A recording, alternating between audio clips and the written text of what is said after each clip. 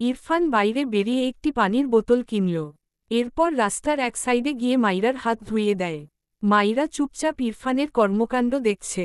ইরফান মাইরার হাত ধুইয়ে বোতলটা ছুঁড়ে ফেলে। এরপর মাইরার দিকে তাকালে জনের চোখাচোখি হয়। ইরফান কিছু বলল না। মাইরার হাত ধরে আরেকটি ক্যাফেতে যায়। সেখান থেকে মাইরার জন্য 10টি বিরিয়ানির বক্স নেয়। লোক দিয়ে তার গাড়িতে রেখে আসতে বলে। মাইরা অবাক হয়ে বলে, এত বিরিয়ানি কেন নিচ্ছেন? ইরফান মৃদুস্বরে বলে, তুমি খাবে? বিস্ময়সূচক চিহ্ন। আমি তো এত খেতে পারবো না, নষ্ট হবে সব। এখানে মনে হচ্ছে পুরো বিয়ে বাড়ির খাবার নিয়ে যাচ্ছেন। ইরফান মাইরার দিকে শীতল দৃষ্টিতে তাকায়, তবে কিছু বলে না। মাইরার হাত টেনে নিয়ে গাড়িতে গিয়ে বসে। মাইরা ইরফানের দিকে চেয়ে বলে, আপনি এমন করছেন কেন? আমি সত্যি এতগুলো খেতে পারবো না। ইরফান মাইরার কথার উত্তর করল না। সে তার গাড়িটা একটি ফাঁকা জায়গায় নিয়ে সাইড করে। ইরফান মাইরার কোলের উপর একটি বিরিয়ানির প্যাকেট রেখে ভ্রু কুঁচকে বলে, নাও স্টার্ট। মাইরা কিছু একটা ভেবে আর কথা বাড়াল না। পায়ের জুতো খুলে রেখে সিটের উপর পা তুলে আড়াআড়িভাবে ভাঁজ করে বসে। এরপর মনোযোগ সহকারে খাওয়া স্টার্ট করে। 4টে লোকমা খেয়ে মাইরা একটু থামে। ভীষণ ঝাল লাগল, কিন্তু খাওয়া থামাল না। ঝালে নাকমুখ লাল হয়ে গিয়েছে। কিছু মনে পড়তেই ঘাড় বাঁকিয়ে ইরফানের দিকে তাকালে দেখল ইরফান তার দিকে চেয়ে আছে। মাইরা ভ্রু কুঁচকে জিজ্ঞেস করে, আপনি খেয়েছেন? বিস্ময়সূচক চিহ্ন। নো। মাইরা তার হাতের বিরিয়ানির প্যাকেট ইরফানের দিকে এগিয়ে দিয়ে বলে, আপনি চাইলে এখান থেকে খেতে পারেন। ইরফান মাইরার হাতের বিরিয়ানির প্যাকেটের দিকে একবার তাকায়। দৃষ্টি ঘুরিয়ে মাইরার মুখপানে তাকায়। মেয়েটার চোখ ভেজা, নাকের পাটা লাল, ঠোঁটজোড়া টকটকে লাল, চারপাশ তৈলাক্ত সাথে ভেজা। ইরফান মাইরার ঠোঁটজোড়ায় দৃষ্টি রেখে মৃদুস্বরে বলে, ইয়ের, I want to it something. মাইরা তার হাতে থাকা বিরিয়ানির প্যাকেটে নজর বুলায়। বেশ এলোমেলোভাবে খেয়েছে, একপাশ থেকে সুন্দর করে খায়নি। ইচ্ছে করে নয়, আসলে সে এভাবেই খায়। অতঃপর মাথা তুলে বলে, আপনি তো অনেকগুলো বিরিয়ানির প্যাকেট কিনলেন, ওখান থেকে একটা নিন। ইরফানকে চুপ থাকতে দেখে মাইরা তার হাতের প্যাকেট ড্যাশবোর্ডের উপর রেখে বলে, আচ্ছা দাঁড়ান, আমি পিছনের সিট থেকে আপনাকে প্যাকেট এনে দিচ্ছি। কথাটা বলে তার সিটে কুঁজো হয়ে দাঁড়ায়। সামনে থেকে গাড়ির ভেতর দিয়েই পিছনের সিটে পা রাখার জন্য ডান পা উঠালে ইরফান তার ডান হাতে মাইরার বাপা ধরে টান দেয়। মাইরা ধপ করে ইরফানের কোলে এসে পড়ে। মেয়েটা চেঁচিয়ে ওঠে। ইরফান হাতে মাইরার কোমর জড়িয়ে মাইরাকে তার দিকে ফিরিয়ে বসায়। মাইরা তার ডান এঁটো হাতেই ইরফানের ব্লেজার আঁকড়ে ধরে পড়ে যাওয়ার ভয়। ইরফানের দিকে পিটপিট করে তাকায়। জিভ দিয়ে ঠোঁট ভিজিয়ে বলে, খাবেন না? ইরফান বা হাতে মাইরাকে নিজের দিকে টানল আরেকটু। ডান হাত মাইরার গালে রেখে ছোট করে বলে, ইয়াহ। মাইরা মিনমিন করে বলে, তাহলে আনতে দিচ্ছেন না কেন? ইরফান মাইরার তৈলাক্ত ঠোঁটজোড়ায় দৃষ্টি নিবন্ধ রেখে ঠান্ডা গলায় বলে, because I want to it delicious chocolate, not biryani. কথাটা বলেই মাইরার ঠোঁটজোড়া আঁকড়ে ধরে। মাইরা স্তম্ভিত হয়, তবে ইরফানকে বাধা দেয় না। যারা ঘিরে ধরলেও সেই আগের মতো অস্বস্তি হয় না এখন। তবে মেয়েটা চুপ করে বসে থাকে। প্রায় 1 মিনিট হতে না হতেই ইরফান মাইরার ঠোঁটজোড়া ছেড়ে ডান দিকে ঘাড় কাত করে। চোখ বুজে দাঁতে দাঁত চেপে রাখে। মুখ, জিহ্বা জ্বলছে। মাইরা ছাড়া পেয়ে ধীরে ধীরে ইরফানের কোল থেকে পাশের সিটে যেতে চায়, তার আগেই ইরফান মাইরাকে টেনে ধরে। মাইরা ইরফানের দিকে তাকালে অবাক হয়। ইরফানের চোখমুখ কেমন লাল, একটু আগেই তো ভালো ছিল। ইরফান দাঁতে দাঁত চেপে বলে, স্টুপিড কি খেয়েছ? মাইরা ঢোক গিলে, সে তো বিরিয়ানি খেয়েছে। কিছু একটা মনে পড়তেই জিভেও দেয়। তার এক বান্ধবী তাকে বোম্বাই মরিচ দিয়েছিল। মাইরার তো ঝাল খেতে খুব ভালো লাগে। সে সেই মরিচ ব্যাগ থেকে বের করে বিরিয়ানির সাথে খেয়েছে। তারও ঝাল লেগেছে, কিন্তু বেশি মজা লেগেছে। ইরফানের দিকে তাকালে দেখল ইরফান চোয়াল শক্ত করে তার দিকে চেয়ে আছে। চোখমুখ কেমন লাল। মাইরার বুঝে আসে না এই লোকের উপরে উপরে এত ঝাঁজ, অথচ সামান্য একটু ঝালই খেতে পারে না। মিনমিন করে বলে, আমি আসলে বোম্বাই মরিচ খেয়েছি। ওয়াট? ইরফানের ধমকে মাইরা কেঁপে ওঠে। ইরফান বিরক্তর নিঃশ্বাস ফেলল। রেগে বলে, স্টুপিড গার্ল, আর একবার এইসব ফালতু জিনিস খেলে থাপ্পড় দিয়ে সব দাঁত ফেলব তোমার। মাইরা মাথা নিচু করে মুখ ফুলিয়ে রাখে। তার ভালো লাগে, সে খাবে। তার সব পছন্দের খাবার এই লোকের জন্য খাওয়া বাদ দিবে? মাথা উঁচু করে বলে, আমার ভালো লাগে, আমি খাবো। ইরফান চোখ গরম করে তাকায়। মাইরা চোখ নামিয়ে নেয়। ইরফান ঠান্ডা গলায় বলে, okay, I will it to you. Wait. কথাটা বলেই ইরফান মাইরাকে কোলে নিয়েই গাড়ি থেকে বের হয়। এরপর ব্যাকসিটে মাইরাকে সহ বসে পড়ে। বাঁ হাতে মাইরাকে ধরে রেখে খুব স্বাভাবিক ভঙ্গিতে গায়ে জড়ানো ব্লেজার খুলে রাখল। এরপর এক এক করে শার্টের বোতাম খুলতে থাকে। মাইরা চোখ বড় বড় করে তাকায়। ইরফানকে ঠেলে বলে, কি করছেন? আমি আর খাবো না। ইরফান মাইরাকে শক্ত করে ধরে মাইরার দিকে চেয়ে ঠান্ডা গলায় বলে, but I will eat you. কথাটা বলে মাইরাকে ইরফান তার বাপাশে বসিয়ে দেয়, তার দিকে ঘুরিয়ে। ইরফানের গাড়ির এসি চলছে না। এটা সে মাইরাকে নিতে আসার সময় দেখেছে। হয়তো কোনো প্রবলেম হয়েছে, ঠিক করাতে হবে। মাইরার কলেজ ছুটি হয়ে যাওয়া এটা ঠিক করাতে যেতে পারেনি। গরমে ইরফানের অবস্থা নাজেহাল। ডান হাতে শার্টের বোতাম খুলতে খুলতে বাদিকে ঘাড় বাঁকিয়ে মাইরার দিকে একবার তাকায়। মাইরা ভরকানো মুখে ইরফানের দিকে চেয়ে আছে। ইরফান ডান দিকে ঘাড় বাঁকিয়ে ঠোঁট বাঁকিয়ে একটু হাসল। 2 সেকেন্ডের মাঝেই নিজেকে স্বাভাবিক করে নেয়। বিড়বিড় করে, স্টুপিড গার্ল। ইরফানের সবগুলো শার্টের বোতাম খোলা শেষ। মাইরা এটা দেখে বসা থেকে খানিকটা উঁচু হয়ে দ্রুত পিছন দিকে সরতে চায়। কিন্তু পায়ের সাথে বোরখা বেঁধে গিয়ে ঠাস করে পড়ে যায়। ব্যাকসিটে রাখা বিরিয়ানির প্যাকেটগুলোর উপর গিয়ে ঠাস করে মাইরার পিঠ ধাক্কা খায়। প্যাকেটগুলো সব ফেটে ভেতরে থাকা বিরিয়ানি ছড়িয়ে ছিটিয়ে যায়। মাইরা চেঁচিয়ে ওঠে। ইরফান এর কথাটা হয়তো কবুল হয়ে গিয়েছিল। সত্যি সত্যি মাইরার বিরিয়ানির মাঝে সাঁতার কাটার মতো অবস্থা হল। বিরিয়ানিতে মাইরার পিছন অংশ মাখামাখি হয়ে গেল। কিছুটা ছিটকে মাইরার পেটের দিকেও আসে। ইরফান হতভম্ব। একে ঠিক কি করা উচিত? দ্রুত মাইরার হাত ধরে টেনে তোলে। গাড়ির অবস্থা বেহাল। ইরফান মাইরার সামনে থেকে বিরিয়ানি ঝেড়ে ফেলে দেয়। এরপর মাইরাকে আবারও তার কোলে বসিয়ে মাইরার পিঠ বরাবর নজর করল। মাইরার সাদা হিজাবের পিছনের অবস্থাও কাহিল। ইরফান মাইরাকে তার দিকে ফিরিয়ে চরম হতাশার শ্বাস ফেলে শান্ত কণ্ঠে বলে, তুমি বড় হবে না, এটা ঠিক করেই নিয়েছ, রাইট? মাইরার অবস্থা নাজেহাল। বেচারির দ্বারা শুধু অঘটনই ঘটে। ইরফানের শান্ত কণ্ঠে মাইরা একটু অবাক হয়। ভেবেছিল তাকে গাড়ির ভেতর থেকে কিক মেরে বাইরে পাঠিয়ে দিবে। কিছু না বলায় স্বস্তির নিঃশ্বাস ফেলল মাইরা। আর চোখে ইরফানের দিকে তাকায়। এরপর চোখ নামিয়ে মিনমিন করে বলে, আমি তো বড়ই। ইরফান অদ্ভুতভাবে তাকায় মাইরার দিকে, যেন অবাস্তব কিছু শুনেছে। হতাশার শ্বাস ফেলল। কিছু বলল না। ইচ্ছে তো করছে এর গাল টোয়ে থাপড়াতে ছাল তুলে দিতে। বিরক্ত হয়ে সিটে মাথা এলিয়ে চোখ বুজল। মাইরা একটুখানি মাথা তুলে ইরফানের দিকে তাকায়। জিভ দিয়ে ঠোঁট ভিজিয়ে বোঝার চেষ্টা করে লোকটার কি হল। ইরফানের বন্ধ চোখ, কপালে অসংখ্য ভাঁজ। মাইরা চোখ নিচে নামাতে গিয়ে চোখে পড়ল ইরফানের শার্টের বোতামগুলো খোলা। শার্টের পাশ দিকে গিয়ে ছড়িয়েছে। ইরফানের খোলা বুক মাইরার মুখ বরাবর। মাইরা কেমন করে যেন তাকিয়ে থাকে সেদিকে। সে শুনেছিল ছেলেদের বুকে লোম থাকে। দেখেছিল তো, রাস্তায় অনেককে দেখেছিল, কিন্তু ইরফানের বুকে একটা লোমও খুঁজে পেল না। ইরফানকে তার ভীষণ অদ্ভুত লাগে। বেশি অবাক লাগল, লোকটার হাতে পায়ে বেশ ভালোই লোম, অথচ বুকে নেই। মাইরার এত অদ্ভুত লাগে। বিকেলের রোদ পড়ে গিয়েছে।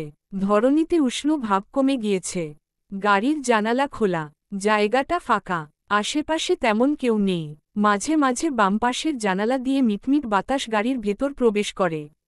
মৃদু বাতাসের তোড়ে ইরফানের শার্ট সরে গিয়ে ইরফানের চওড়া বুক আরও উন্মুক্ত হয়। কোথা থেকে দুটো মাছি উড়ে এসে ইরফানের বুকের মাঝখানে বসে। মাইরা চোখ ছোট ছোট করে তাকাল। তার একদম ভালো লাগল না ব্যাপারটা। সব ভুলে ফতাফত ডান হাত তুলে ইরফানের বুক বরাবর একটা থাপ্পড় মেরে দেয়। থাপ্পড়টা মেরে মাইরা নিজেই হতভম্ব হয়ে যায়। হায় হায়, সে কি করল এটা? ইরফান চোখ খুলে বিস্ময় দৃষ্টিতে তাকায় মাইরার দিকে। মাইরা বারবার ঢোক গিলছে, দৃষ্টি নিচু সাথে এলোমেলো। ইরফান বাকহারা। এই মেয়ে তাকে থাপ্পড় মারল? তাকে? ডান হাতে মাইরার গাল চেপে ধরে, দাঁতে দাঁতে চেপে বলে, স্টুপিড গার্ল, কবে ভালো হবে তুমি? মাইরা চোখ খিচে বন্ধ করে মিনমিন করে বলে, সরি। ইরফান মাইরার গাল চেপে রাখা হাত শিথিল করল। মৃদুস্বরে বলে, মারলে কেন? মাইরা আমতা আমতা করে বলে, ওই মাছি বসেছিল, বিশ্বাস করুন। আমি মারিনি। ইরফান অদ্ভুত চোখে তাকায় মাইরার পানে। মাছি বসেছিল বলে তাকে থাপ্পড় মেরেছে। কি বলবে বুঝল না। মাইরা ইনোসেন্ট মুখ করে ইরফানের দিকে তাকায়। মিনমিন করে বলে, মাছি। ইরফান গম্ভীর গলায় ধমকে ওঠে, শাট আপ। মাইরা ঝাঁকি দিয়ে ওঠে, মাথা নিচু করে গাল ফুলায়, সে কি এমন করেছে? এই লোক ধমকাধমকি ছাড়া আর কিছুই পারে না। ইরফান ব্যস্ত হাতে মাইরার হিজাব খুলতে থাকে। মাইরা বিচলিত কণ্ঠে বলে, হিজাব খুলছেন কেন? ইরফান আর চোখে মাইরার দিকে চেয়ে গম্ভীর গলায় বলে, তোমাকে টাক বানাবো, যাতে তোমার বুদ্ধি হাঁটুর নিচ থেকে এই ফাঁপা মাথায় ঢুকতে পারে। মাইরা চোখ বড় বড় করে তাকায়। এই লোক তাকে অপমান করছে। কি খ বি স লোক ভাবা যায়। ইরফান মাইরার দৃষ্টি পাত্তা দিল না। হিজাব খুলে হিজাবটি মাইরার কাঁধের উপর রাখে। এরপর মাইরাকে তার দিকে টেনে মাইরার গলায় মুখ গুজে দেয়। মাইরা ঢোক গিলে। ইরফান চোখ বুজে ঠোঁট চওড়া করে শব্দহীন সূক্ষ্ম হাসে। বিড়বিড় করে, লিটল গার্ল। ডট ডট রাত 11টা। শুদ্ধ এলোমেলো পায়ে এসে তার বাড়িতে বেল বাজায়। বেশ কয়েকবার বেল বাজালে স্বামীয়া এসে দরজা খুলে দেয়। শুদ্ধ নীরবে ঘরের ভেতর প্রবেশ করে। কোনো দিকে না তাকিয়ে তার ঘরের দিকে এগিয়ে যায়। স্বামীয়া দ্রুত দরজা আটকে শুদ্ধর দিকে তাকায়। কেমন যেন স্বাভাবিক লাগল না তার কাছে শুদ্ধকে।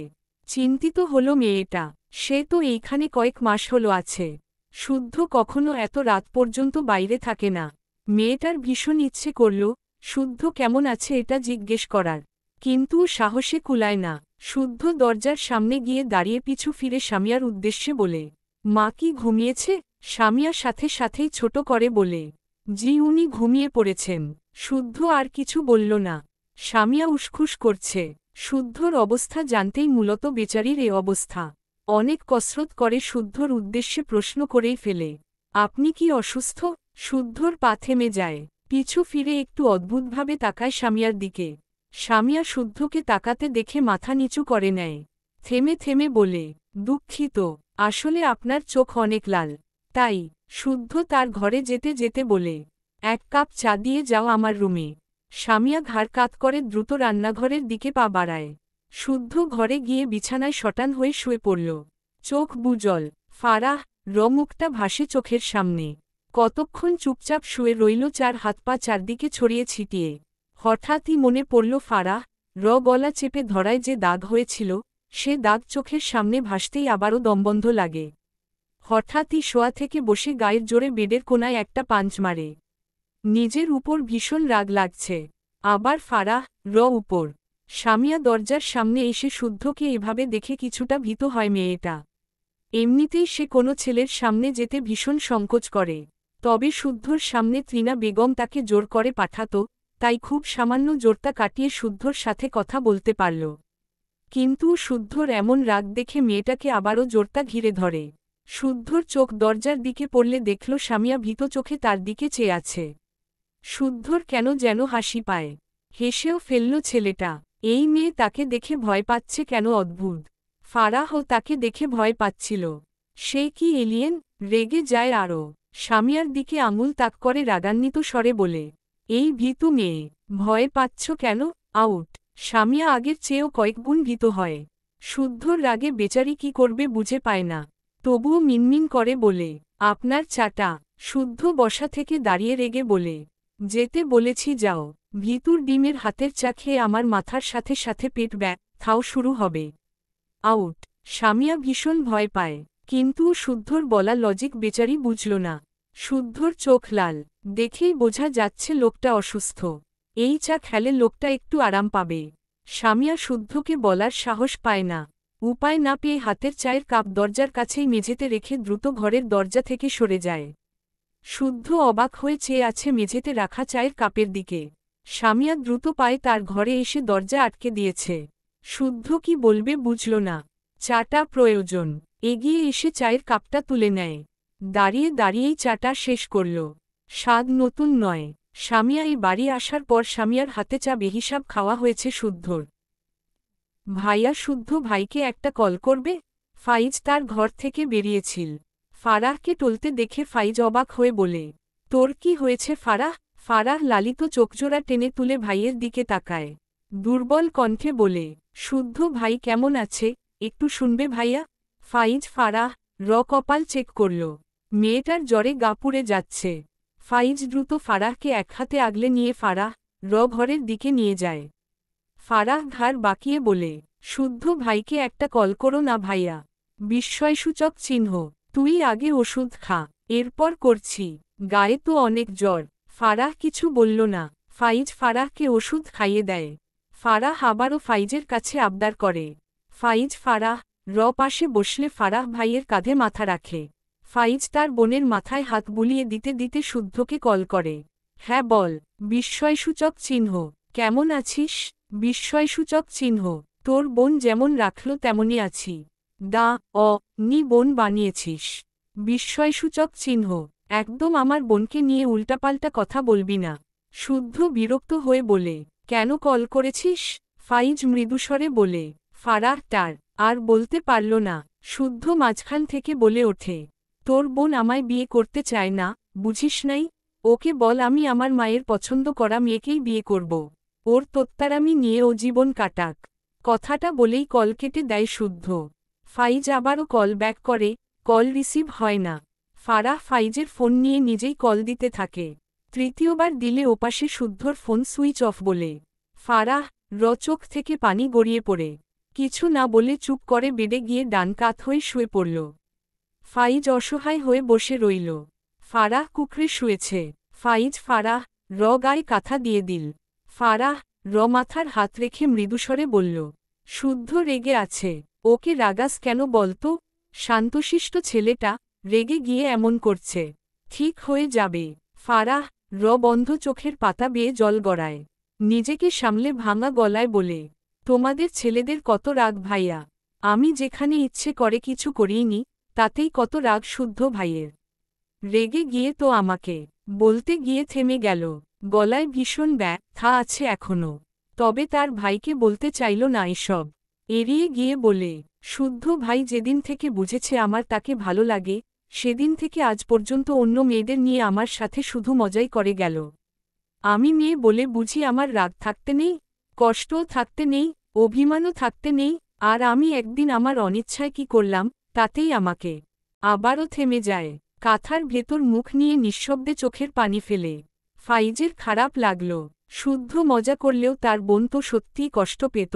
এই যে এখন সেই মেয়েকে বিয়ে করতে চাইল, জানে এমনি বলেছে, তবুও তো ফারাহ কষ্ট পাচ্ছে, ঠিক যেমন ফারাহ অভিমান করে বিয়ের ব্যাপার এড়িয়ে যেতে চাওয়ায় শুদ্ধ রেগে আছে।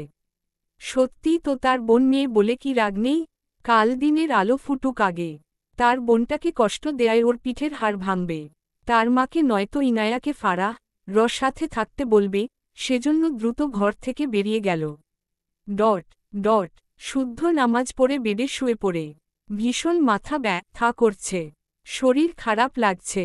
বেশ কিছুক্ষণ পর থেকে ছেলেটা হাঁসফাঁস করে। বারবার এপাশ ওপাশ করে। হাত ভাঁজ করে, এক পা আরেক পায়ের উপর রেখে ঘন ঘন শ্বাস ফেলে। ফ্যানের বাতাসে যেন কুকড়ে যায়। চোখ মেলে তাকাতে পারে না। বিড়বিড় করে, আমার ফারাহ পাখি, আমার বউ আমার ফারাহ পাখি, ফারাহ পাখি। সামিয়া তার ঘর থেকে বেরিয়ে এসেছে মূলত শুদ্ধকে রাতের খাবার দিতে। ত্রিনা বেগম ঘুমিয়েছে, সে ছাড়া আর কে খেতে দিবে শুদ্ধকে? রাগ দেখালে দেখাবে না হয়, মানুষটা না খেয়ে থাকবে ভাবলেই কেমন যেন লাগে। সামিয়া শুদ্ধর ঘরে উকি দিলে অবাক হয়। ঘরের লাইট ঝালানো, আর শুদ্ধ কেমন যেন কুকড়ে আছে। ভালোই গরম পড়েছে, তাহলে লোকটা এভাবে ঘুমিয়েছে কেন? সবচেয়ে বড় কথা, এত গরমে এসি থাকতে ফ্যান কেন দিয়েছে? ফ্যান দিয়েও কুকড়ে আছে। সামিয়া এগিয়ে এসে শুদ্ধর পাশে দাঁড়ায়। শুদ্ধ কি যেন বিড়বিড় করে। সামিয়া অভিজ্ঞ চোখে শুদ্ধর দিকে তাকিয়ে কিছু বুঝল যেন। ডান হাত বাড়ায় শুদ্ধর কপালের দিকে। যদিও ভীষণ ইতস্ততবোধ করছে, এসব রেখে কাপা হাতে শুদ্ধর কপাল স্পর্শ করলে হাতে যেন ছ্যাঁকা খায়। অনেক গরম কপাল, বুঝল শুদ্ধর জ্বর এসেছে। দ্রুত এগিয়ে গিয়ে ফ্যানের সুইচ অফ করে দিল। এরপর শুদ্ধর গায়ে কাঁথা জড়িয়ে দেয়। শুদ্ধ বোধহয় একটু আরাম পেল। সামিয়ার ভীষণ খারাপ লাগল। হাসি খুশি মানুষদের অবস্থা শোচনীয় হলে সত্যিই খুব খারাপ লাগে, কিন্তু সামিয়ার যেন খারাপ লাগার মাত্রা অনেক বেশি। শুদ্ধর শুকনো মুখটা দেখে 18 বছর বয়সী সামিয়ার চোখের কোণে পানি জমে। হাঁটু মুড়ে শুদ্ধর মাথার কাছে বসে কাপা কাপা বা হাতে শুদ্ধর চুলের ভাঁজে হাত চালায়, বিড়বিড় করে। আপনার সকল কষ্ট আমার হোক, আপনি সকল দুঃখ, কষ্ট ভুলে খুব ভালো থাকুন সাহেব। রাত 12টার কাছাকাছি। ইরফান ফেরেনি। মাইরার ঘুম আসছে না। মন খারাপ লাগছে মেয়েটার। ইরফান থাকলে যে মাইরার সাথে বসে গল্প করত এমন নয়। তবে ইরফানের উপস্থিতি ঘরে থাকলেই মাইরার বোধহয় ভীষণ ভালো লাগত। এই ঘরের মাঝে তার ছটফট লাগল। বিড়বিড় করে ইরফানকে ধুয়েও দিল। রাত বিরেতে ভালো মানুষেরা কখনো বাইরে থাকে না। ওই লোকটা তো শ ভালো তো নয়, এজন্যই বাড়ি ফিরছে না। মাইরার এটাই কথা। বেশ অনেকক্ষণ পর মাইরা ঘর থেকে বের হয়। এই ঘরে বেশি খারাপ লাগছে। ভাবল একটু ছাদে যাবে। আজ ইনায়াকে খুব মনে পড়ল। এখন ইনা থাকলে সে আর ইনা জন একসাথে যেতে পারত। রীতা আরও জন কাজের মেয়ে, ওরা সবাই ঘুমিয়ে গিয়েছে। মাইরা একা একাই টিপটিপ করে ছাদের দিকে এগোল। ছাদের দরজায় পা দিয়ে মাইরা এদিক ওদিক তাকায়। অতটাও অন্ধকার নয়। চাঁদের মিটিমিটি আলো ছাদজুড়ে ছড়িয়ে পড়েছে। মাইরার একটু ভয়ে ভয়ে লাগল। তবে পাত্তা দিল না। ভয়কে তাড়িয়ে ছাদের মাঝখানে গিয়ে দাঁড়ায়। রাতের অন্ধকারে মিটিমিটি বাতাস মাইরার গা ছুঁয়ে দেয়। কি যে ভালো লাগছে তার। গায়ের ওড়না খুলে একপাশে রেখে দিল। খোপা করা চুলগুলো খুলে দিল। এরপর চোখ বুজে হাত মেলে একা একা গোল হয়ে ঘোরে। থেকে থেকে বাতাসের বেগ বাড়ে, মাইরাকে আলতো ধাক্কা দেয়। মাইরার মন ভীষণ ভালো হয়। কিছুক্ষণ পর ছাদের অনেকটা কিনারায় গিয়ে দাঁড়ায় মাইরা। এখন যেন বাতাস গায়ে লাগছে বেশি। মাইরার মুখে হাসি ফুটে ওঠে। ইরফানের মুখটা ভেসে ওঠে চোখের পর্দায়। ঠোঁটের কোণে লেগে থাকা হাসি চওড়া হয়। মৃদুস্বরে বলে, তুমিই আমার শিশওয়ালা, আমি খুব জানি। কিন্তু ধরা দাও না, নিষ্ঠুর শিশওয়ালা কিনা। একটু থেমে লম্বা শ্বাস নেয়। এরপর হাতের বাহু আড়াআড়িভাবে আঁকড়ে ধরে গেয়ে ওঠে। যার কথা ভেবে শিহরণ। এক লাইন গাইতেই ইরফান পিছন থেকে মাইরাকে হাতে জড়িয়ে নেয়। মাইরার বলার পরের লাইন থেকে গেয়ে ওঠে, যে আমার জীবন মরণ, এলো যেন সে, ভালোবেসে। এতটুকু গেয়ে মাইরার কানের কাছে মুখ নিয়ে এরপরের থেকে লিরিক্সের শীষ বাজায়। মাইরা স্তব্ধ হয়ে ইরফানের বুকে শরীরের ভার ছেড়ে দেয়। ইরফান এত সুন্দর গান গাইতে পারে? সে আগে কখনো ইরফানের গান শোনেনি। আজই প্রথম। সে ভাবত ইরফান শুধু শীষ বাজাতে পারে। কানের কাছে সেই পরিচিত সুরেলা শীষ শুনতে পেয়ে মাইরার দেহে ক্ষণে ক্ষণে শিহরণ জাগে। আবেশে চোখ বুজে নেয়। যেটুকু তার ভারে দাঁড়িয়েছিল, সেটুকুও ইরফানের উপর ছাড়ে। ইরফান আগলে নিল মাইরাকে। ঠোঁটের কোণে কিঞ্চিত হাসির রেখা। তবে শীষ বাজানো থামাল না।